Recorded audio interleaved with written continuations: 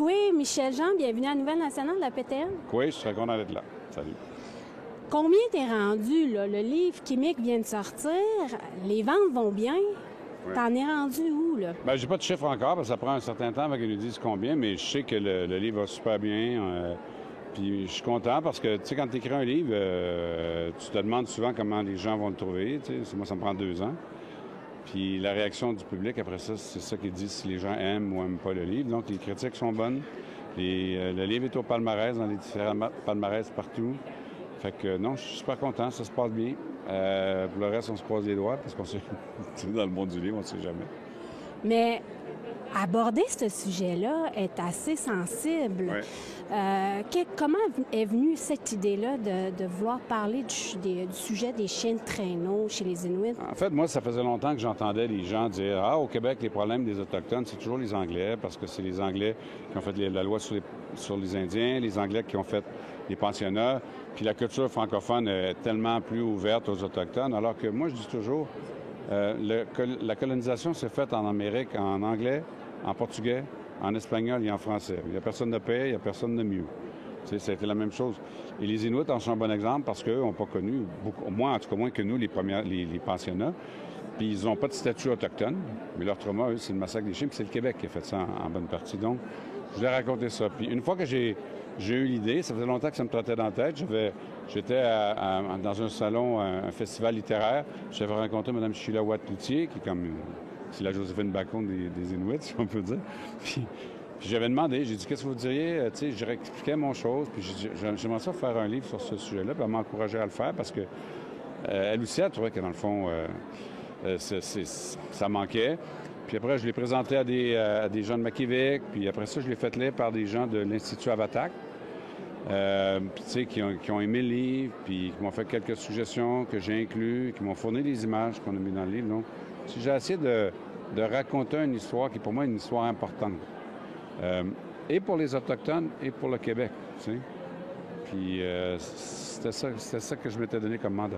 Mais on n'a pas tous la même histoire. Puis les gens au Québec n'ont pas une compréhension très grande de c'est quoi la réalité autochtone tant que ça, tu sais, quand on y pense. Donc, moi, je voulais vraiment qu'on amène ça. Puis c'était un travail long, puis j'ai pris le temps de le faire avec eux. Puis maintenant, bien, j'étais content du résultat au bout du compte. J'étais content qu'ils soient contents, comme on dit.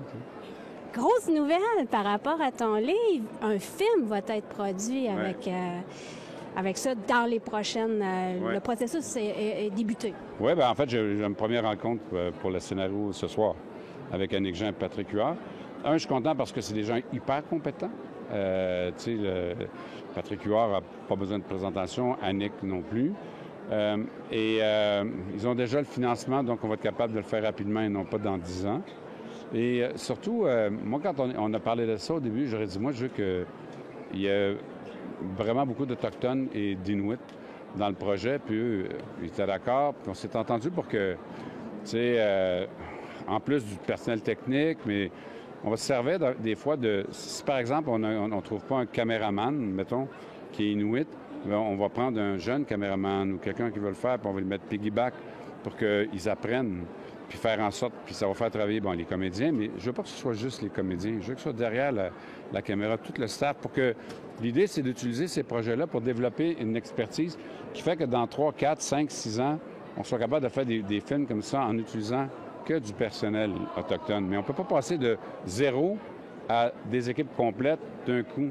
Fait que c'est utiliser ça pour faire une transition, puis former des gens pour faire en sorte qu'on va être capable de le faire.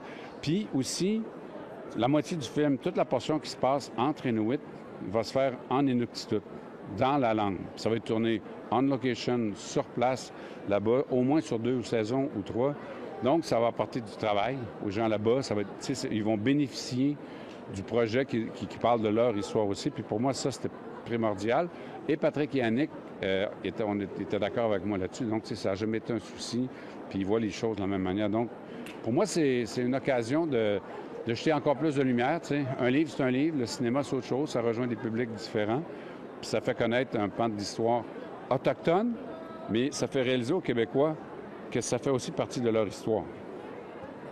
Il y a des Inuits sur les messages, les réseaux sociaux qui ont réagi disant qu'ils n'étaient pas d'accord avec ce qui était en train de démarrer. Qu'est-ce que tu aurais à dire à ces Inuits?